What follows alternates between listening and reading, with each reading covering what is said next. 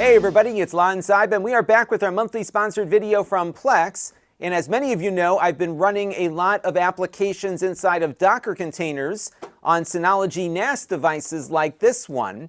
And what's nice about running apps inside of a container is that they become very portable and very easy to back up. And you can basically take them off of one device, move them to another, hit a couple of buttons, and get that server spun up on different hardware without a lot of significant reconfiguration. And this is such a perfect use case for something like Plex. And I'm in the process right now of moving my Plex server over to a new server in the next couple of weeks, and I'm going to host it via Docker.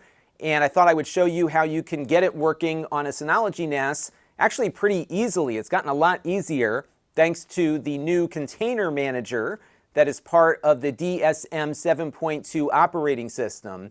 But the great thing about this is that the way that we're going to build this Plex container, we could take it to some other piece of hardware running Docker and just as easily spin it up that way. So I think this will be a helpful tutorial no matter how you want to run Plex. Now I do want to let you know, in the interest of full disclosure, that this is a paid sponsorship from Plex. However, they are not reviewing or approving what you're about to see before it is uploaded, and all of the opinions you're about to hear are my own. I should also add that Synology is an occasional sponsor here on the channel. They are not sponsoring this video, although the Synology NAS we are using in the video for the demonstration was provided by Synology free of charge. So let's get into it now and see how we can get Plex running in a Docker container. Now before we get going here, you might be asking, why use a container instead of just installing it from the package center? Well, as I mentioned at the outset, you do have backup and migration opportunities with Docker that are much simpler than how you might migrate off a Synology NAS from a package center installation. I also like the fact that Docker containers do have some isolation to them, so it's a little bit more secure. And additionally, one of the other advantages of Docker is that the Docker version gets updated a lot more frequently. So as Plex adds new features, the container will likely get those features pretty quickly versus the package center version. So it keeps you kind of ahead of the game a little bit, and again, I think a lot easier to migrate. Now there are some prerequisites here. The first is that you need a Synology NAS that is compatible with Docker. And to find out if yours is compatible, you can go over to the Container Manager website on Synology's website and click on Applied Models. And what you'll see here are the list of Synology NAS devices that support Container Manager. And if yours is on the list, you will be able to get running here with Docker. You also want to make sure, of course, that your Synology is on the latest version of the DSM operating system. So what you want to do first is dive into the Package Center and install Container Manager. And there's another little utility that's built into Synology's Package Center that I like quite a bit. And that one is called Text Editor, because that's what we're going to use to edit the configuration file that we'll need to run in order to get our container operating. So once you have those two pieces installed, you're good to go. Now, one other thing to note here is that hardware transcoding, if you're a PlexPass subscriber, works on this containerized version of Plex, but the same rules apply to the Docker container as they do for the one you'd install through the Package Center, which is that you need an Intel chip that is capable of quick sync transcoding. If you don't have one of those Intel chips, you're going to be out of luck on hardware transcoding, but if you do, you'll be able to achieve that. I should note there are a couple of new Synology NAS devices now running with AMD processors. Those unfortunately don't support hardware transcoding, so stick to Intel. And if you go on Synology's website and look at the specifications for the Synology NAS that you're using, you'll see what processor it has, and you can consult my hardware transcoding video to learn more about what each processor's capabilities are. I'm using a 1019 Plus, and that has an Intel J3455, which is compatible with Intel QuickSync and thus hardware transcoding as well. So let's get into the installation process now and get this thing spun up. So this is the home screen of my Synology NAS, and right now I've got the Container Manager loaded up because we'll be spending some time in here configuring and running our Plex server. My Container Manager is a bit busy versus what yours might look like if you're just starting out, and that's because I've got 11 different containers running right now on the server, and they're all doing all sorts of different things in the background. Now, one of the things that'll happen when you set up your container manager is you will get a new folder on your Synology NAS called Docker.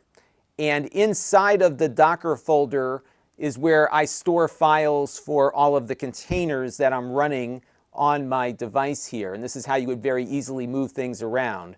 And as you can see here on my current installation for Plex, we're going to have a folder called Plex Temp, which is where my files are going to live.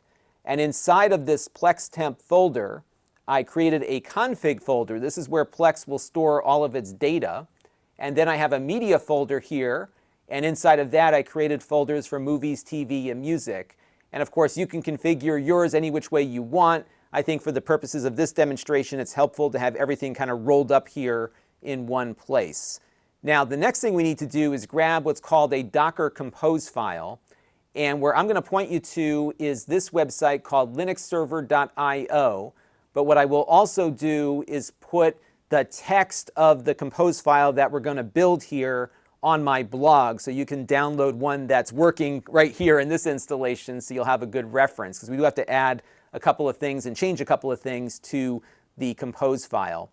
Now, the Docker container is maintained by an organization called linuxserver.io, and this group does some awesome work containerizing a lot of popular applications, and they keep on top of Plex, and so you'll get those updates quite frequently here. And what you want to do is scroll all the way down here until you get to the usage section where we've got a Docker Compose section. And what we're going to do is copy the text of this Docker Compose text here into my clipboard.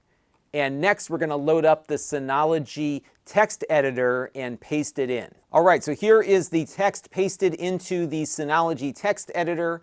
I did a save as, and we're going to call this dockercompose.yml, and we're going to store it in the Plex temp directory, just on the root. So it's going to be next to the config and the media folders here. So I'm going to click on save, and again, docker-compose.yml. And when I do that, you can see the context here has now lit up in the text editor, so we can kind of troubleshoot any issues that we come across as we go here. Now, I'm going to change a couple of things in here, but not many. The big thing you need to do is remap your folder structure here, because you can see right now it says path to library.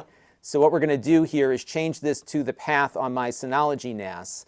Now, everyone's NAS might be a little different here, but my Synology is kind of a default configuration where my main storage volume is called volume 1.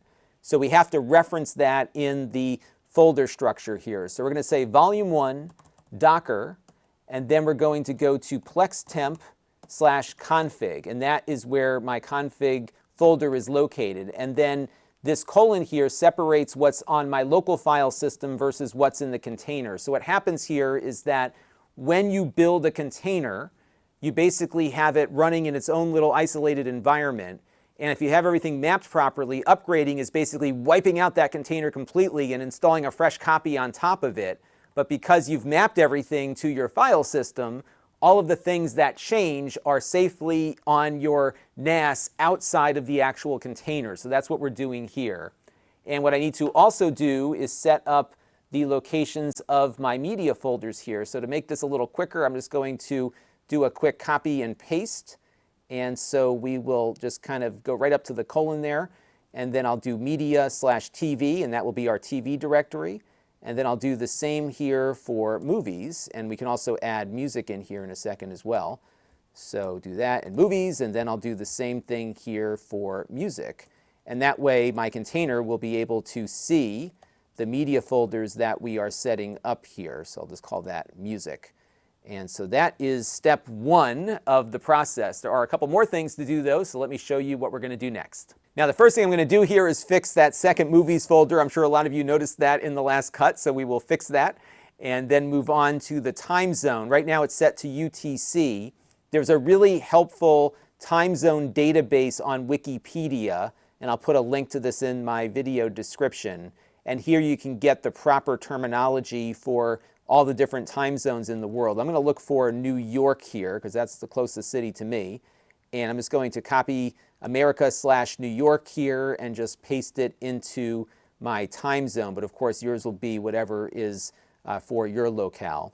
And the next thing I'm going to do is insert a command so that we can get hardware transcoding to work on the NAS. So let's do that now. Now I'm just going to paste this configuration item in, but it has to be before the environment section. So I'm going to go up here to network mode and hit enter and then paste in this new command here, or this new configuration option called devices. And as you can see here, it is mapping something on our Synology NAS, which is the hardware transcoding. And I found this is all I needed to get it working on mine. You might see some other posts out there with an additional line here, but for me, this has been working at least on the 1019 Plus, and I think it'll probably work for you. I do want to make note here that I currently have network mode set to host.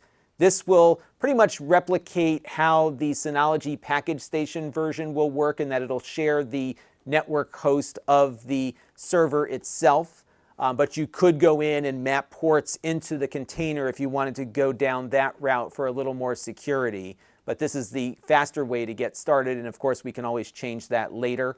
And you will find some information about how to map ports in the linuxserver.io Docker page that I referenced earlier. All right, so I think now we're ready to build this container, believe it or not. Not too much on the configuration side. So we're just going to save our file here again, just to make sure we've got the most recent version written to disk.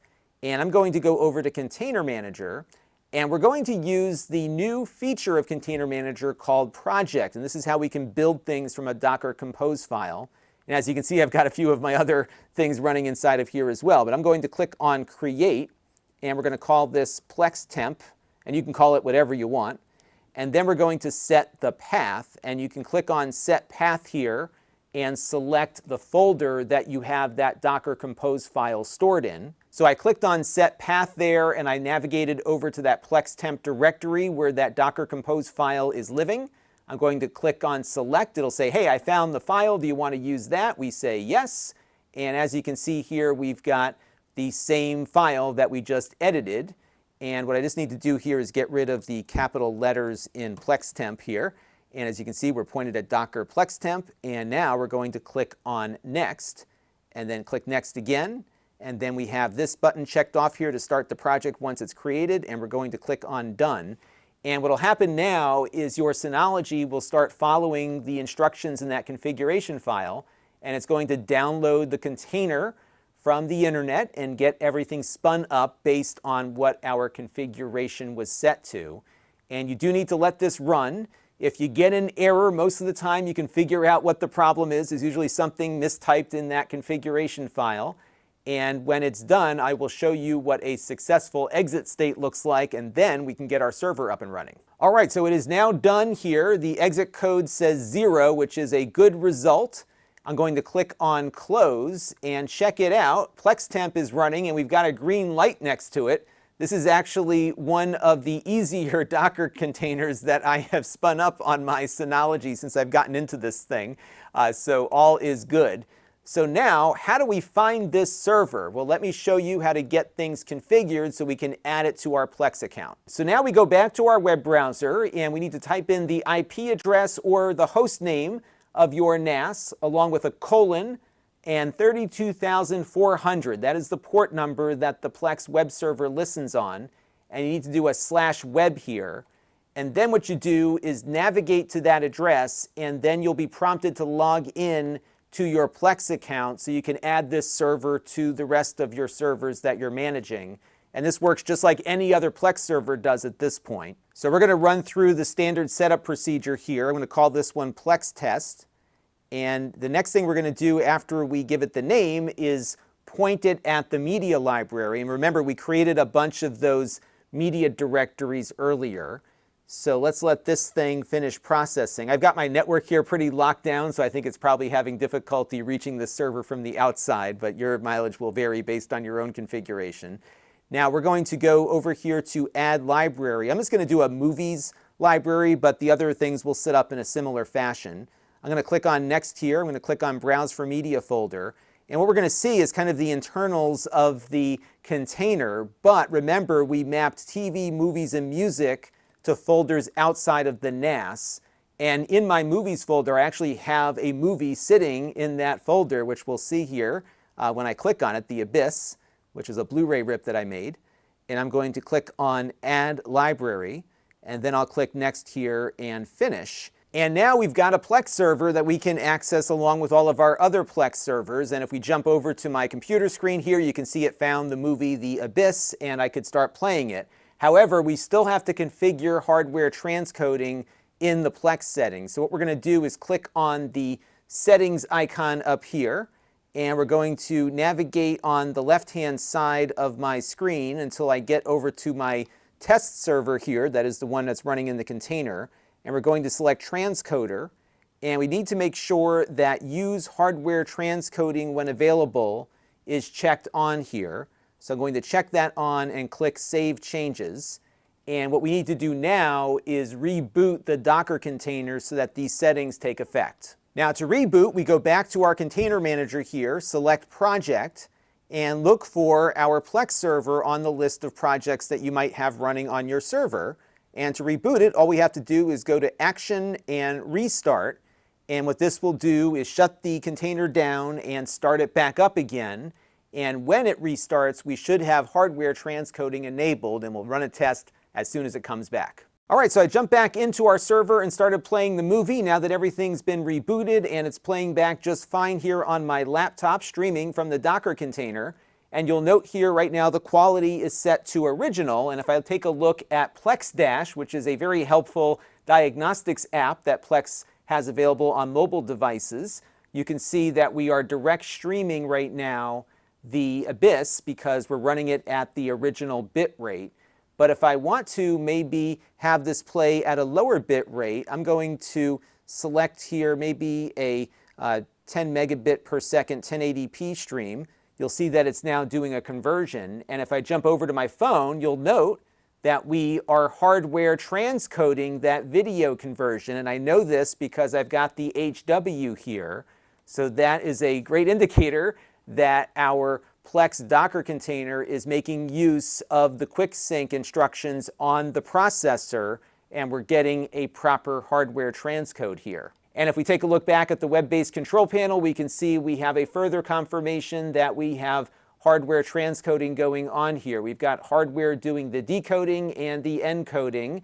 And if I scroll down here to my CPU monitor, you'll see that the green line there, which is the Plex server's usage, is hovering in the 5 to 6% territory. So it's behaving very similarly to how it would behave if we installed it from the package manager. Now, how do we update this thing? Well, using Container Manager is slightly different than a regular Docker installation for that purpose. So what you need to do every once in a while is click on the image option here in Container Manager, and what you'll be presented with are all of the containers that are currently stored on your NAS and might be running. And as you can see here, our Plex server is currently up to date. But if we had an update, what you would see here is a link that will take you to where you can download it. Now, we just installed Plex for our tutorial here, so I have the latest version. But one of my other containers that I have running in a very similar fashion does have an update available. So what I'm going to do here is update LinkedIn, and the process of updating LinkedIn is the same as what you would have for Plex. So what we're going to do here is click on Update, and what this is going to do is download the latest version of that container. And once that is done downloading, we then just rebuild the project. So let's let this update download, and then I'll show you the next step for the update. So now that that container downloaded, what we're going to do is go back to Project. And what we have to do first is stop the project. So I'm going to click on Stop here. And again, this is the exact same thing you're going to do on the Plex side. And we get a successful exit code here. You can see that LinkedIn is now stopped.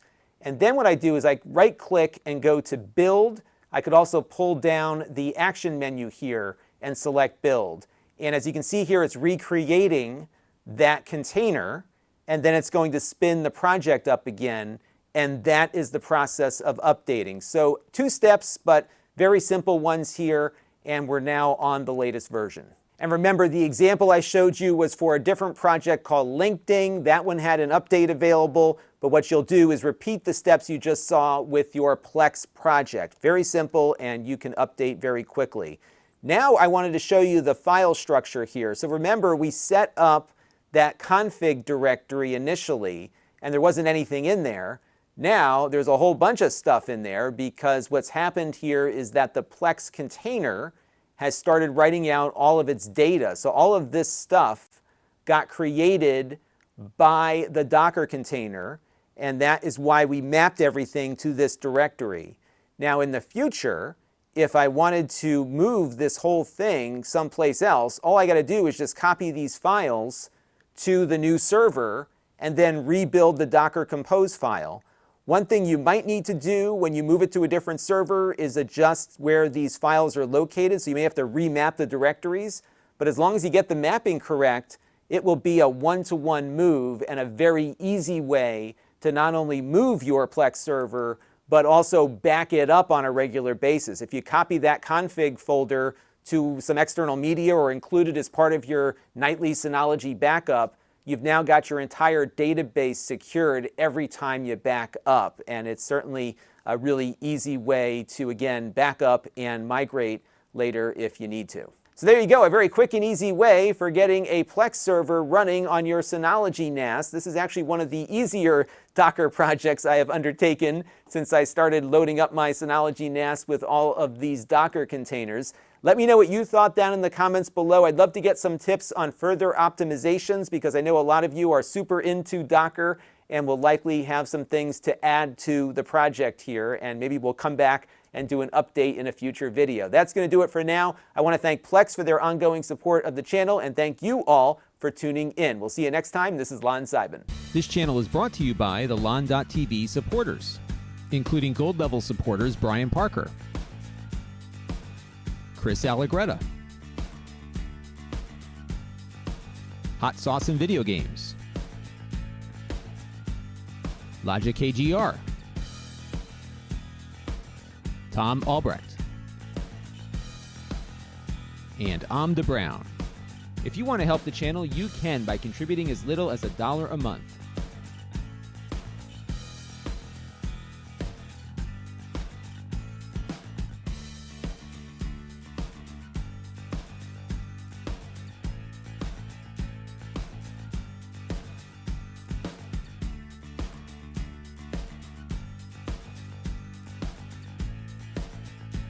Head over to lon.tv/support to learn more.